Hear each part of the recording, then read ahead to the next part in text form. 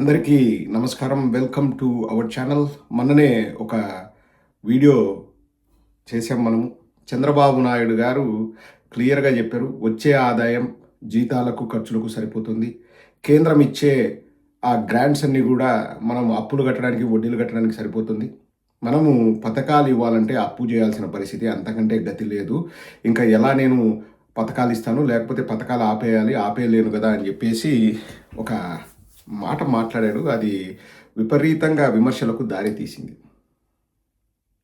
సంపద సృష్టిస్తా, ఆదాయాన్ని పెంచతా, ప్రజలకు పంచత, వంచత, పెరకత, పీకత అని ఎలక్షన్స్కి ముందు 2 చేతులు ఇట్లా పైకని మాట్లాడాడు. ఇప్పుడేమో బీద ఏడుపులు ఏడుస్తున్నారు చంద్రబాబు నాయుడు గారు.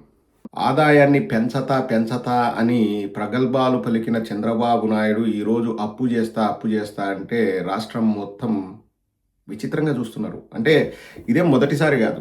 చంద్రబాబు నాయుడు గారు ప్రతిసారి ఎలక్షన్స్కి ముందు అది చేస్తా ఇది చేస్తా అని చెప్పేసి తర్వాత మోసం చేయడం ఆయనకు వెన్నతో పెట్టిన విద్య. అంటే ప్రజలు గొర్రెల్లే అనేది అతని భావన. అండ్ ఆల్సో మేనిఫెస్టోకి ప్రాధాన్యత ఇవ్వాల్సిన అవసరం లేదు అనేది చంద్రబాబు నాయుడు మాట్లాడే మాటలు అండ్ అతని మనసులోని భావాలు. సో ఇక్కడ పథకాలు ఇవ్వడానికే అప్పులు చేసి సొప్పు చేసి ఇబ్బంది పడుతున్న చంద్రబాబు నాయుడు ఈరోజు కొత్త ఘనకార్యం చేయబోతున్నాడు. అదొక్కసారి చూపిస్తాను. కొలుసు పార్థసారథి గారు మాట్లాడుతున్నారు, ఒక్కసారి వినండి. హైకోర్టు భవనం నిర్మిత విస్తీర్ణం పెరగడం వల్ల, అంటే ఇప్పుడు సర్వీసెస్ కన్సల్టెన్సీ సేవలు అన్ని పెరిగినాయి అని చెప్పేసి హైకోర్టు సూచనల మేరకు దాన్ని రీడిజైన్ చేయడం జరుగుతుందని చెప్పేసి మనం చేస్తాను. మరి ఆ భవనాల కోసం అదనపు స్పెషలిస్ట్ కన్సల్టెంట్ను నియమించేందుకు మరియు వారి కన్సల్టేషన్ ఫీజుని జిఎస్టీతో కలిపి 206.59 కోట్ల మొత్తానికి సవరించిన పరిపాలన అనుమతి ఇచ్చే ప్రతిపాదనకు రాష్ట్ర మంత్రిమండలి ఆమోదం తెలిపింది. ఎంతటి విచిత్రం అండి. పథకాలు ఇవ్వడానికి డబ్బులు లేవు, అప్పు చేస్తున్నా అని చెప్పిన చంద్రబాబు నాయుడు ఈరోజు హైకోర్టు కట్టడానికి కాదండి, మీరు పొరపాటు పడితే చంద్రబాబు నాయుడు మళ్ళీ అక్కడ చాటును దాక్కొని నవ్వుతాడు. బిల్డింగ్ మొత్తం కట్టడానికి 206.59 కోట్ల కాదు. ప్లానింగ్ అంటే పేపర్ మీద గీయడానికి ఆర్కిటెక్ట్స్కి, కన్సల్టెంట్స్కి, ఇంకా స్పెషలిస్ట్ కన్సల్టెంట్స్ అంటే వాళ్ళు ఏం చేస్తారో ఏం తెలియదు. అంటే కింద బేస్మెంట్ లేకుండా పైన బిల్డింగ్లు కడతారేమో నాకు తెలియదు. కానీ కేవలం ప్లానింగ్ పర్మిషన్కి, అంటే ఇది మనం ప్లాన్లు తెచ్చుకొని వాటి అప్రూవల్స్ అన్నీ తెచ్చుకొని ఇంకా ఒక్క ఇటుక కూడా వేయకుండానే హైకోర్టుకు ఎంత ఖర్చు పెడుతున్నారంటే 206.59 కోట్ల అంట. ఏం లేదు, మళ్ళీ మీరు అసలు మెటీరియల్ కొనుగోలు లేకపోతే కాంట్రాక్టర్లకు అడ్వాన్స్లు అవన్నీ కాదండి. అవన్నీ కాకుండా జస్ట్ ప్లాన్. మన ఇండియాలో టాలెంట్ ఉన్న లక్షల మంది ఆర్కిటెక్ట్లు ఉన్నారండి. దేశభక్తి ఉన్న వాళ్ళు కూడా ఉన్నారు. కావాలంటే వాళ్ళ కంపెనీ కూడా పేరు వస్తుంది కదా. మనం ఎవరికైనా అవకాశం ఇస్తే ఫ్రీగా కూడా ప్లానింగ్ వేసి ఇచ్చేవాళ్ళు చాలామంది ఆర్కిటెక్ట్స్ ఉన్నారు. వాళ్ళ కంపెనీ పేరు ఒక 5 ఏళ్ళలో 10 ఏళ్ళలో అక్కడ బయట పబ్లిసైజ్ చేసేటప్పుడు, అలాగే ఆ హైకోర్టు ఆవరణలో ఈ మొత్తం ప్లానింగ్ స్ట్రక్చర్ ఈ కంపెనీ వాళ్ళు చేశారంటే ఆ కంపెనీకి పేరు వస్తుంది. వాళ్ళకు ఎక్కువ మంది క్లయింట్లు వస్తారు, వాళ్ళకు డబ్బులు వస్తాయి. అలాగే ప్రభుత్వానికి కూడా 200 కోట్లు మిగులుతుంది. కానీ ప్లానింగ్ ఎవరో ఒక 1 కోటికో 2 కోట్లకో వేస్తారు. మిగతా డబ్బులంతా ఎక్కడికి వెళ్తాయన్నది ఇప్పుడు ప్రశ్నార్థకం. మీకు అర్థమవుతుంది కదండి నేను చెప్తున్నాను. ఇటుకలు కొనడానికి, సిమెంట్ బస్తాలు కొనడానికి, స్టీల్ కొనడానికి, విండోసు, డోర్సు, లేకపోతే వుడెన్ వర్క్, ఇది కొనడానికి కాదండి 206 కోట్లు. పేపర్ మీద గీయడానికి 206 కోట్లు అంట.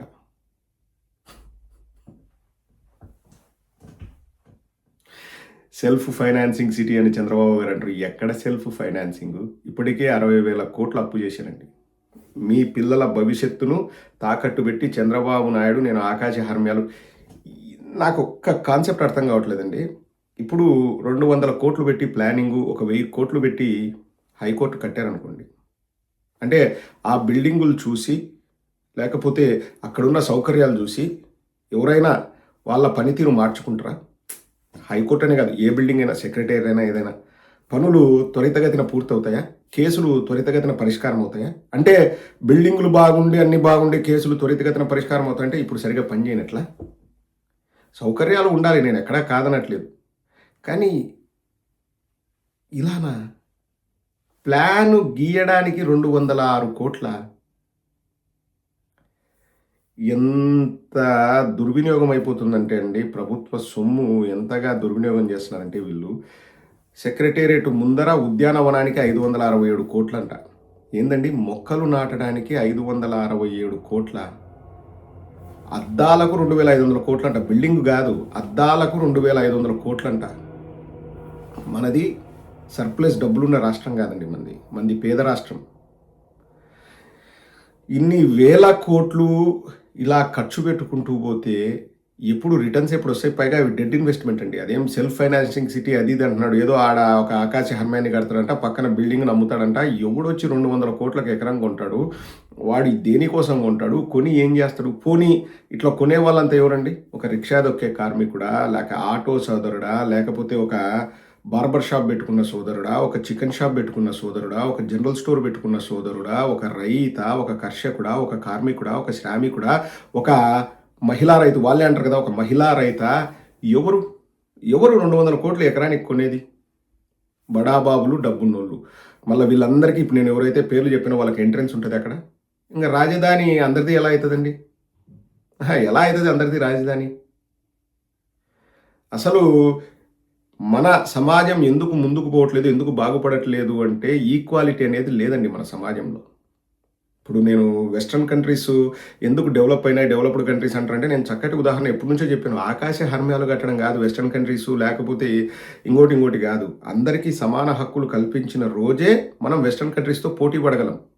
ఇక్కడ నేను చూస్తున్నాను కదండి, చాలా మటుకు 95% ఆఫ్ ద పీపుల్ని వాళ్ళు డబ్బున్నోళ్ళ లేనోళ్ళ అంటే చెప్పడం కష్టం. అందరూ ఒకేలాగా ఉంటారు, అందరి వేషధారణ ఒకేలాగా ఉంటుంది, అందరూ కార్లలో తిరుగుతారు, అందరూ ఒక ఒక ఒక మంచి లైఫ్ స్టైల్ ఉంటుంది. ఒక మేజర్ సిటీలో ఒక ఇంట్లో ఏవైతే ఫెసిలిటీస్ ఉంటాయో, నేను యూకే వరకు చెప్పగలనండి. ఒక మేజర్ సిటీలో ఒక ఇంట్లో ఒక వైఫై కానీ, లేకపోతే అండర్ గ్రౌండ్ మన గ్యాస్, ఎలక్ట్రిసిటీ, వాటర్ సప్లైస్ కానీ, లోపలున్న మన ఏదైనా కానీ ఇంటీరియర్ డిజైన్ కానీ, ఒక సిటీలో ఉండే ఇంట్లో ఎలా ఉంటుందో ఒక మారుమూల పల్లెలో, ఒక గ్రామంలో కూడా అవే ఫెసిలిటీస్ ఉంటాయి. అది అసలైన డెవలప్మెంట్.